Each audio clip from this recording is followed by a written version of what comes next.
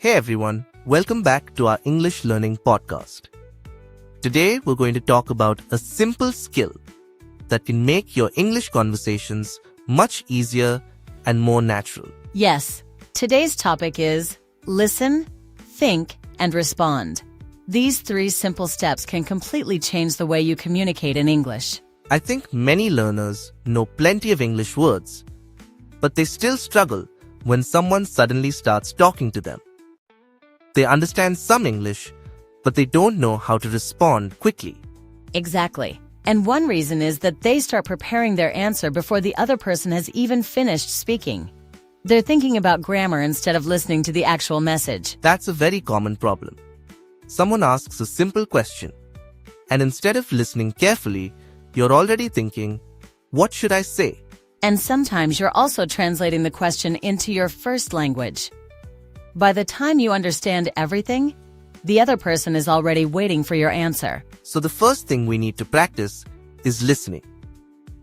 When someone is speaking, try to give them your full attention instead of preparing your response too early. Right, and listening doesn't mean you have to understand every single word. Your first goal should be to understand the main idea of what the person is saying. For example, if someone says, I went to the supermarket yesterday, but unfortunately, I forgot my wallet at home. You may not understand one word. But you can still understand the situation. The person went shopping, needed something, and then realized that the wallet was at home. Exactly. And that's enough to keep listening. You don't want to stop the entire conversation just because one word is unfamiliar. That's actually a mistake many learners make. They hear one difficult word, start thinking about it, and then miss the next 3 sentences. By the time they start listening again, they have no idea what the person is talking about. So if you miss one word, stay calm and continue listening. The context may help you understand it later. Sometimes the next sentence gives you the answer without you even realizing it. I really like that because it makes listening less stressful. You don't need to catch every word like you're taking an English exam. Exactly. You're having a conversation, not solving a mystery. Just focus on the meaning and let the conversation move naturally. Now, let's talk about the second step. Think. But when we say think, we don't mean thinking for 30 seconds before answering. Right. Thinking should be quick and simple. You want to understand the question, choose your main idea, and then respond with the English you already know. Imagine someone asks, what did you do last weekend? You can quickly think about a few ideas like friends, restaurant, shopping, or movie. Then you can turn those ideas into a simple answer. For example, I went to a restaurant with my friends, and later we watched a movie. For example, what kind of movies do you like? You could say, I really like comedy movies because they help me relax. Then you could add, but sometimes I watch mystery movies too, because I enjoy trying to guess what will happen next. That's already a much more interesting answer than simply saying, I like comedy. You're giving the other person something to respond to. And you don't need advanced grammar to do that. You can use simple words like because, but, so, and, also, and, especially. These small connecting words are very useful for making your English sound smoother. They help you connect one idea to another without making the sentence complicated. Another important skill is asking questions.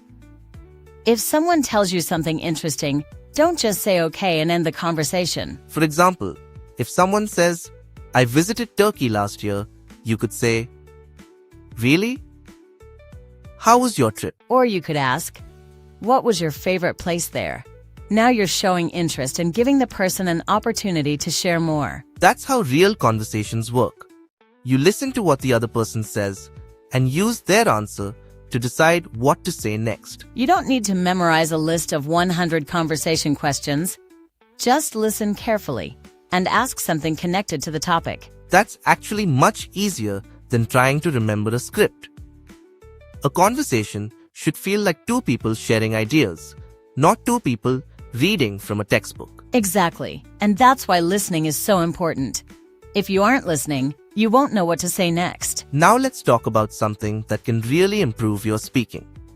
Thinking in English. Yes, and you don't need to start with complicated thoughts.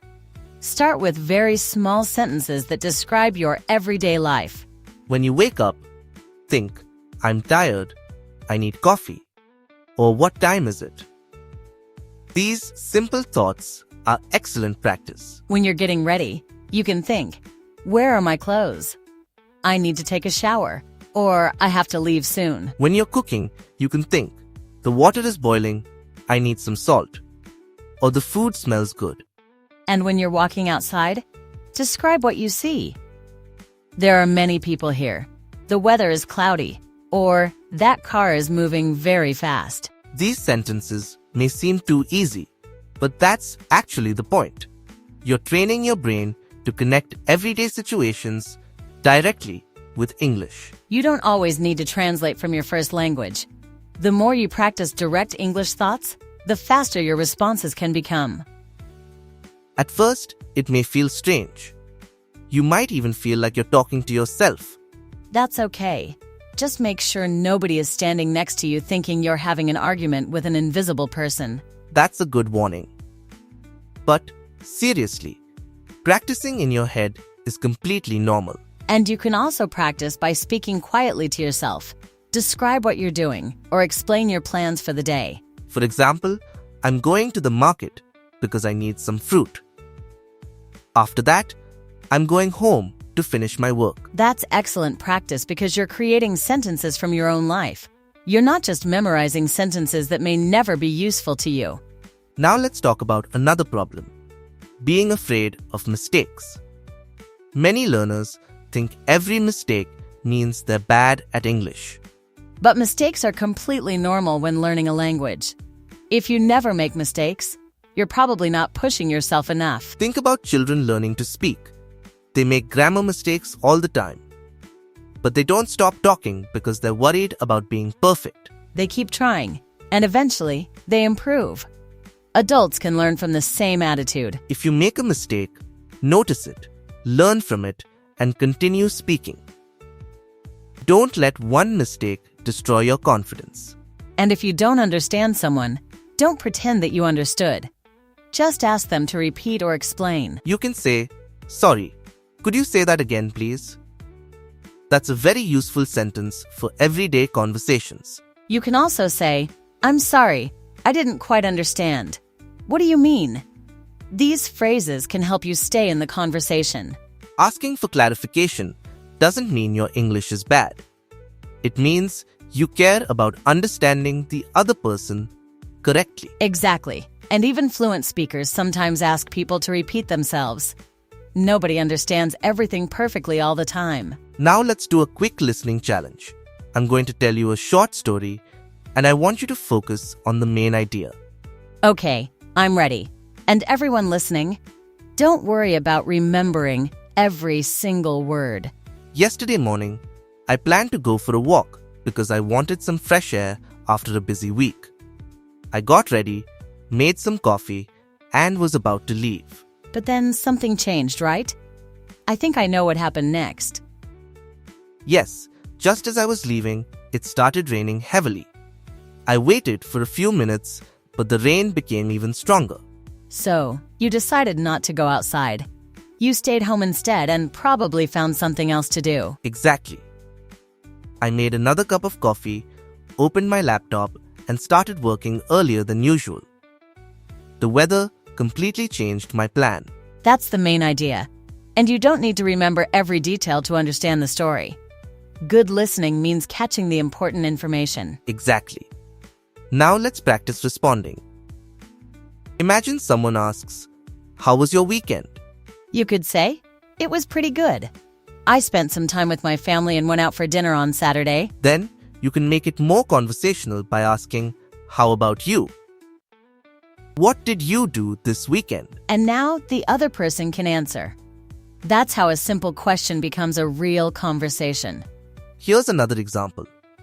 What do you usually eat for breakfast? You could say, "I usually have eggs and toast, but sometimes I just have tea and fruit when I'm in a hurry."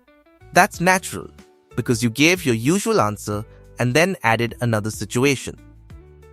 You didn't need difficult vocabulary to make your answer longer. Exactly. You can use the same technique with many questions, give your answer, explain why, and add an example. For example, I like reading because it helps me relax, especially when I've had a busy day. Or, I enjoy cooking because I like trying new recipes, especially on weekends when I have more time. These are simple sentences, but they sound much more natural than one-word answers. And the more you practice this pattern, the easier it becomes to respond without translating every sentence. So let's put everything together. First, listen carefully and let the other person finish speaking. Second, think about the meaning instead of translating every single word. Choose a few simple ideas and prepare a natural response. Third, respond without worrying too much about perfection. Speak with the English you already know and focus on communicating clearly. And finally, keep the conversation moving. Ask questions, give reasons, share examples, and react to what the other person says. Remember, a good conversation isn't about using the most difficult English. It's about understanding each other and enjoying the conversation. So here's your challenge for today. Spend 15 minutes thinking in English during your normal daily activities. Describe what you're doing, what you're seeing, and what you're planning. Then, spend another 15 minutes listening to English. Don't translate everything. Just focus on understanding the main idea and important details. And if you have someone to practice with, start a short conversation. Listen carefully, think simply, and respond naturally. Don't be afraid of mistakes, and don't worry if your English isn't perfect.